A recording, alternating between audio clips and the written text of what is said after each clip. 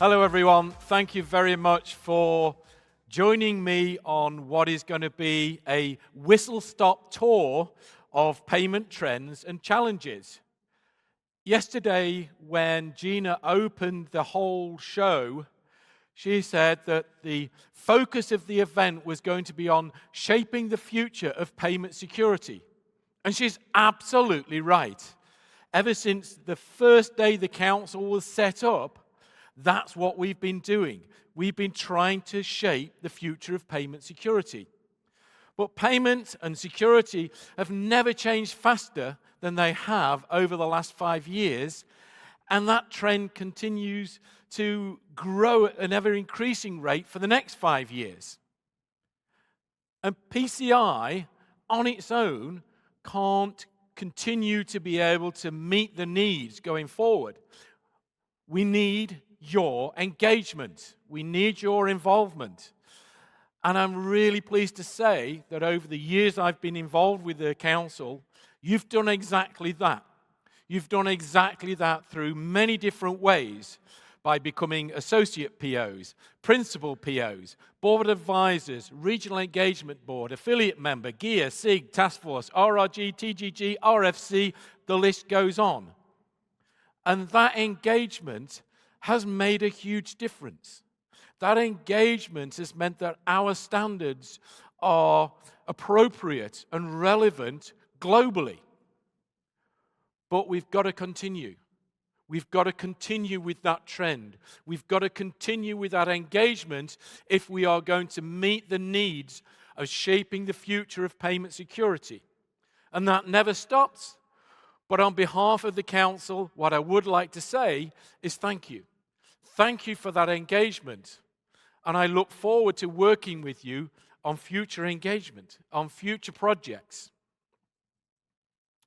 Now, it would be easy if payments around the world were all the same. And thanks to the global brands, a lot of them are. But regionally and country options and differences exist, and they present various challenges. So join me as we go on a world tour of payments.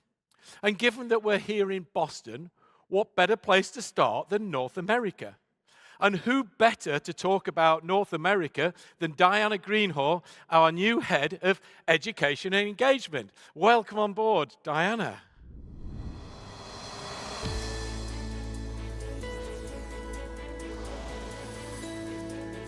Thank you, Jeremy.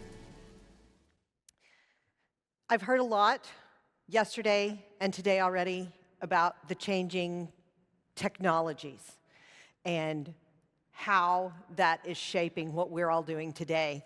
And I really feel like to make effective global standards, we have to consider regional differences. We need the regional picture to put together the global structure. And so, as Jeremy mentioned, I'll be talking about what we're seeing in North America, a quick tour. So, in North America, the two most impactful environmental changes, and I won't say they're recent, they've happened over a number of years, but these two changes have made the most impact to payments in North America, and that is the shift from magstripe technology to EMV-based cards. Additionally, we have seen an expedited move to contactless payments. Much of that was COVID-related. It wasn't as a result of COVID, but what we really saw is that COVID expedited the move to support contactless and mobile payments. Those two things, they really represent a fundamental change in the way that consumers are paying for goods and services, as well as the way that merchants accept payments at the point of sale, whether that point of sale is in person or online. So we know that, right? We're all very connected to what's happening in payments. But the US Federal Reserve issues on an annual basis the Diary of Consumer Payment Choice. And this puts that together for people that are not as connected to the payments industry as we are. What we see is that 60% of transactions are card-based. So that means card-based in physical cards, but it also means mobile payments. It means payments made through apps. And all of that is increasing. That's 60%. It won't be long before it's higher than that, because we are also seeing that the use of cash and checks continues to decrease. Now, for us in this room, that is great news. We are in the electronic payments business. This is good news. They are keeping us at work. However, we as payment security professionals also have to keep that in mind, because we now have to evolve. We can't just make a pivot. We have to evolve our processes, our people, our technologies to ensure that they are protecting legacy environments as well as the new technology. So, in the spirit of this conference, in the spirit of information sharing, I want to highlight 2 annual reports that are actually published by one of our Board of Advisor members, as well as one of our Global Executive Assessor Roundtable partners. There is the Verizon Data Breach Investigations Report and the IBM Cost of a Data Breach Report. These reports have been issued over years. They include in-depth analysis on data breaches and the related financial impact. Both of these are available to you at no cost on each of these organizations' websites. If you're not familiar with them, I encourage you to go and take a look. They are well put together and provide a wealth of information on both of those topics. With that said, I want to drill down for just a moment and talk about something that each of these reports highlights. So the Verizon Data Breach Report, it tells us that the most common unauthorized entries into our organizations are caused, or into organizations are caused through the top 3 things: stolen credentials, phishing attacks, and exploitation of system vulnerabilities. Now, if you've been here before, if you've read those reports before, you know that's not new information. These continue to be at the top because criminals will continue to target the weakest link. But what I will say is that that third one there, the exploitation of system vulnerabilities, that is continuing to grow. Ransomware attacks, system vulnerabilities, zero-a-day attacks. So that's the fastest growing of those categories. The good news, PCI DSS 4.0.1 addresses these. It provides the guidance we need to protect organizations from these risks. So we can't back off, right? We can't take our foot off the gas with regard to implementing security controls. And part of that is understanding the impact of noncompliance, understanding what can happen when there is a breach. The average cost of a breach in the United States is now exceeding $9 million. So our takeaway from that, all of us focus on security all the time. It's our day-to-day work. But we have to keep security at the top of mind at all levels of the organization. So, from the engineering room to the boardroom, we really have to keep security in the conversation. I know all of you are doing that. I know we at PCI will continue to do that, and we appreciate your help. So that was a very quick tour of what's happening in North America. So I'm going to hand it back over to Jeremy so we can talk about what's going on in Europe. Thank you very much there, Diana. Thank you. That great little insight into the payments in the USA.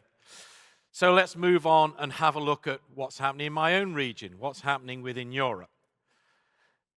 To understand payments in Europe, you've first got to understand Europe itself.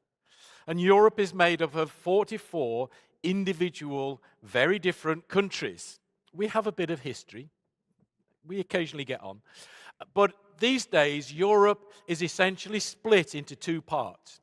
You've got the 27 countries that form part of the European Union, And then you've got the other countries that are outside of the European Union, and that includes the UK now, Iceland, Norway, Switzerland, Turkey, just to name but a few. Now, the big impact in Europe is European regulation. And it's mostly coming from the European Union. GDPR, PSD2, PSD3, strong customer authentication, DORA, cybersecurity, the list goes on. Every country within the EU, the European Union, has to adopt and abide by those regulations. Everybody else who wants to do business inside the European Union must also adopt those regulations. And so it has a huge impact, especially around payments and payment security. Very similar to the US and North America, the European region is also moving away from the use of cash towards card, and contactless cards now dominate. In the UK, for example, 50% of all payments are now undertaken with a debit card, and of that, 75% is contactless, including the use of a mobile wallet. And that's similar around Europe. We're moving towards the use of the wallet more and more, driven on by COVID. So let's have a look at the changing face of payments. And I'm going to dive into a couple of trends. As I said, since COVID, there's been a massive switch towards the use of wallets. But that's also been driven by regulation. PSD2 and wanting to have strong customer authentication has meant that for many people, if I pull out my mobile phone and authenticate myself either by my fingerprint or my face, I've authenticated myself. It's now easy to do a payment. It's one click. I don't have to enter PIN numbers. I don't have to do anything else. It's easy. We like easy in Europe. We sometimes make it hard, but we do like easy. Now, I live in a small town in Cheshire in the UK, and it's been my barometer of payments throughout the time I've lived there. Over the years, I've seen a chip card start to be used. I've then seen a contactless card to be used. And now when I go around and look at the shops, people of all ages are just pulling out their wallets and tapping and going, which is fantastic. But then it starts to open new opportunities, because what am I using on that wallet? Am I using a debit card, a credit card, a local debit card, faster payments, reward card, buy now, pay later, QR code, etc.? It's an open field for everybody to try and get their product out there. It's also introducing an interesting new dynamic, and that's between the merchant and the consumer. The merchant would really like you to use the cheapest option for him, whereas we would like to use the best option for us. That may mean a card that gives us the best reward, a card that gives us cash back, a card that gives us the longest credit, or even the fastest settlement. And those two are not necessarily aligned, and that's an interesting dynamic to see how that is going to pan out. The other trend that I'm seeing is that we're moving away from making payments like by tapping or using a card to the payment just happens. And the rideshare scheme is a classic example of this. I open the app, I tap in where I want to go, a car arrives, I get in, it takes me there, I get out, the payment happens. So again, we're seeing this new ways of payment technology, new ways of payment coming through, and Europe is really driving that forward and really helping to shape the future of payments. Now, on a positive side, we're also making big inroads against the fraud. Thanks to EMV, thanks to PCI, strong customer authentication, we've seen card-not-present fraud in Europe fall for 5 years in a row. We can see that trend there, which is fantastic. And a lot of people's efforts and technologies and equipment has helped make that happen. But when new payments come along, such as the authorized push payment, if you're not careful, if you don't take security seriously from the start, and we've heard that repeatedly throughout the conference, the criminals see the gap. The criminals can get in there and start stealing lots of money. And that's why your engagement is critical, so that as we're bringing this new technology along, we're not creating ways for the criminals to be able to commit fraud. Well, that's a look at Europe. So now we're going to go around the world further, starting with my good friend Guy in Brazil. Thanks for the introduction. I'm Guy, the Regional Director from Latin America and the Caribbean region, also known as LAC. So the region currently includes 30 countries, with the major economies being Brazil and Mexico, which together account for 57% of the region GDP. Of course, I must also acknowledge all other leading economies in the region. The LAC region is characterized by diverse cultures, economies, and payment acceptance methods. Important, there is no central authority or regulation governing the entire region.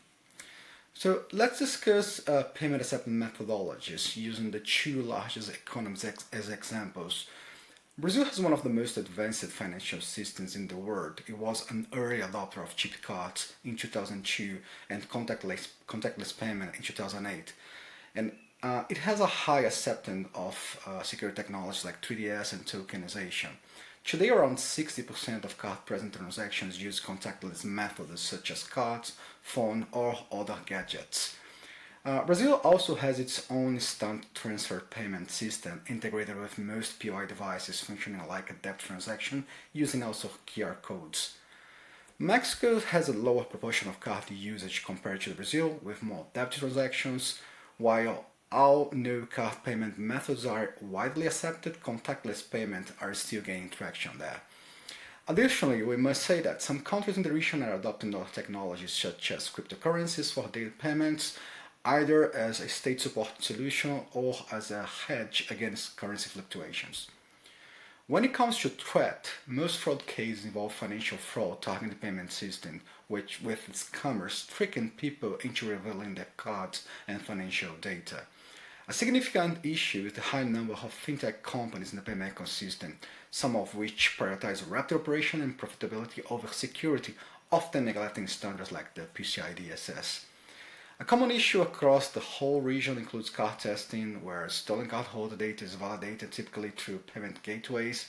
There are also POS-based attacks, where malware is installed on POS system to intercept communication between the payment application and POI devices. That's a quick summary of the region. Back to you. Thank you very much, Guy. A great update from Brazil. We're now going to whoosh across to India, and we'll hear an update from my colleague and good friend, Nitin.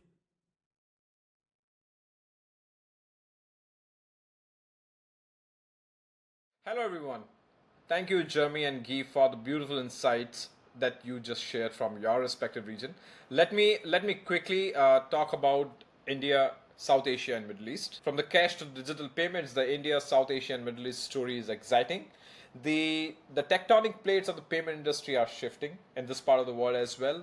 We talk about e-wallets, we talk about CBDC, and super apps are shaping the future of the payment transactions. The Asian payment business is at the forefront of the global financial innovation, driven by the unique blend of technological advancements, regulatory support, and changing consumer behaviors. As digital wallets, CBDCs, cross-border solutions, and AI continue to reshape the digital payment business, Asia is set to create a more efficient and inclusive and secure payment ecosystem. Let me talk about a little bit on India. The Reserve Bank of India has been in the forefront of issuing guidelines and the best practices for the payment industry to enhance the security and efficiency of digital payment transaction. If I have to move a little to the Middle East, talking about the payments, shift to less cash economy is very much visible. Let me share some numbers here. According to the global data, a leading data and analytics company report, the consumer spending surged to drive the UAE card payments market to dirham of 764 billions by 2028.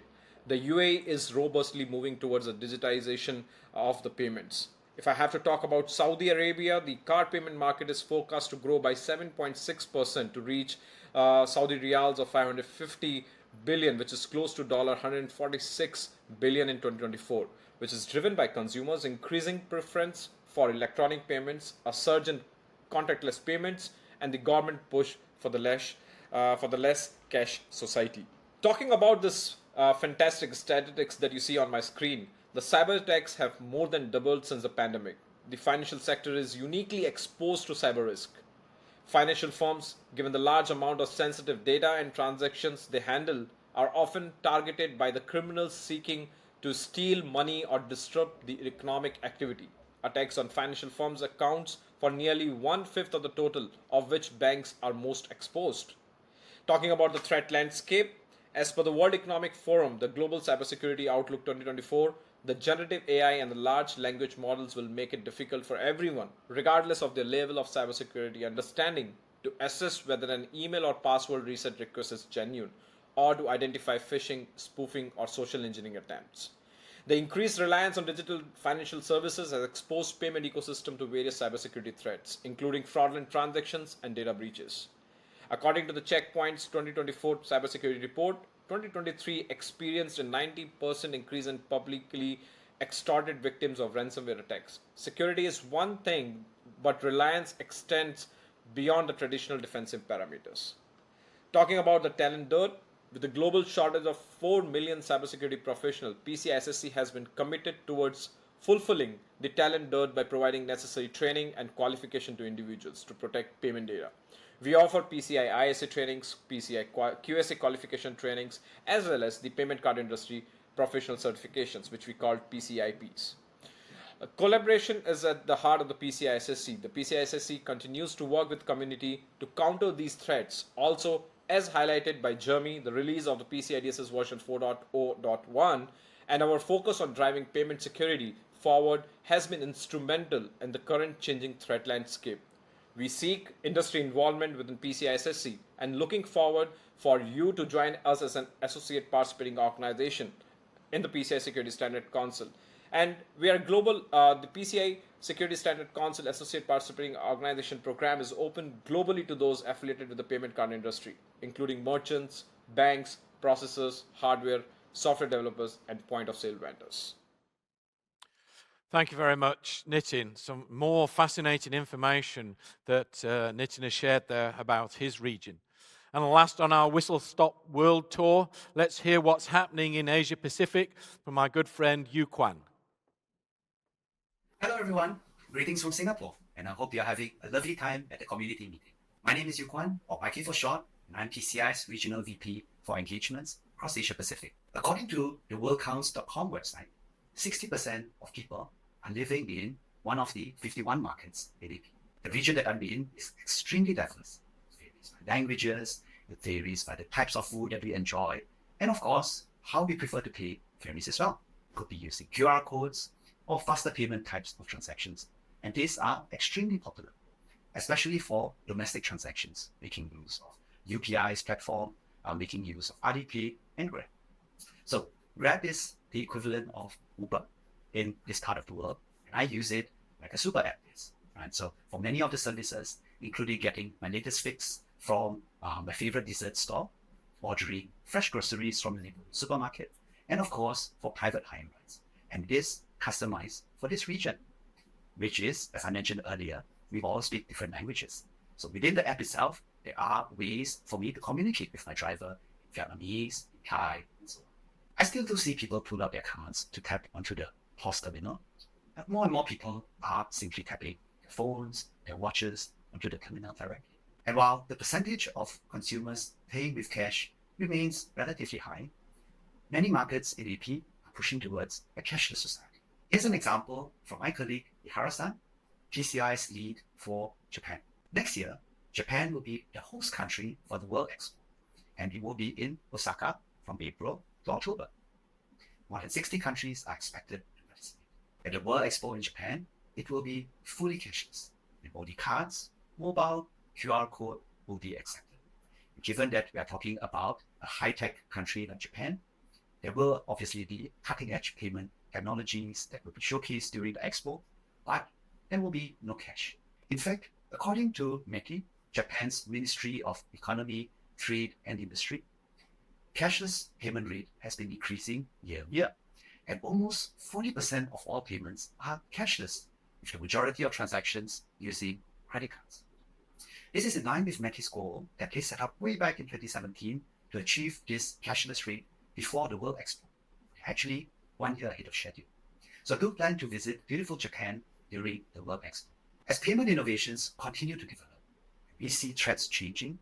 There should still be adequate focus to verify that the controls that you have in place are working. And as we saw in July of this year, your incident response plan, as required by PCI DSS, is in place and tested regularly. One of the weakest links that we have observed in past data breaches is when organizations and their third-party service providers are unable to monitor and react to alerts in a timely manner. Pay attention to PCI DSS requirement 10. Social engineering attacks also continue to evolve with continued ransomware and phishing attacks, likely aided by Gen AI. The resultant fraud continues to be an issue in many markets in AP. According to JCA, or the Japan Consumer Credit Association, credit card fraud volume in 2023 was the highest ever, 54 billion Japanese yen, about 370 million US dollars. 93% of this was card not present fraud, or simply put, e-com transactions. This is similar to the latest fraud statistics published in December 2023 by Australia for the 12 months ending June 2023. Card not present fraud was 90% of overall fraud on Australian cards. Fraud on payment cards increased by 36%, amounting to about 670 million Aussie dollars, or it's about 441 million US. Australia has been actively engaging the industry to drive the awareness of using tools to better authenticate consumers, investing in tokenization. Similarly, METI in Japan has updated the security guidelines. It's mandated by law for the payment industry. So in addition to requiring PCI DSS with some conditions, all e-com merchants must deploy EMP3DS by March 2025. So that was a very brief snippet of information from Asia Pacific. And I hope you found that useful. Have fun meeting old friends and do use the opportunity to establish new connections. I hope to see many of you again, and do come visit Vietnam in November. Bye for now. Thank you very much, Yu Quan. So that's our quick dash around the world.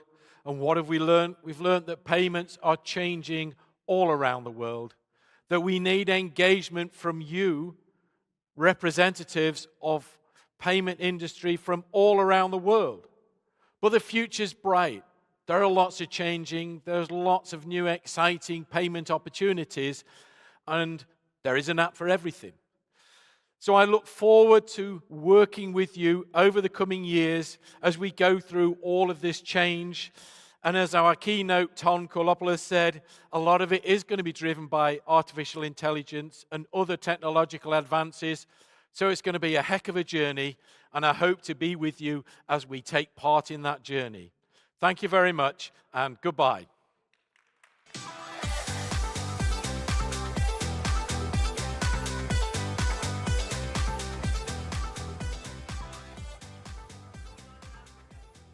What's going on in Africa? Oh, someone's going to give me 2 minutes of lateness. My apologies. I tell you what is going on in Africa? We have a lot of engagement with our good friends down in South Africa. It has been COVID put paid to us getting back down there, but Africa is moving hard. Africa is also changing with the times. It's moving away from wanting to use cash towards more card-based transactions.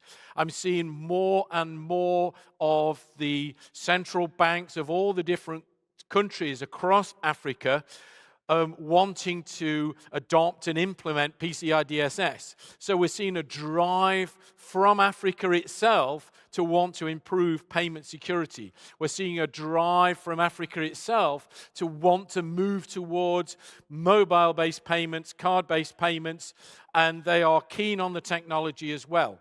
When I look at North Africa is very much linked in with the Middle East. My friend Nitin was over there just recently at some conferences. There was a great attendance. There was a lot of interest in payments and payment security. So I'm sorry we missed it out. We went round all of our regional engagement people. I do cover Africa. It's my bad. I'm sorry for that. I'll take it on the chin. But we are not ignoring you. We absolutely are not ignoring you. And literally, I've had people coming from companies in that region wanting to help work with us to try and improve payment security. I've seen some of the breaches you've had historically there. I've seen some of the efforts of the various groups trying to improve it. Hopefully that's answered your question, sir. That's okay. Thank you very much. Enjoy the rest of the show.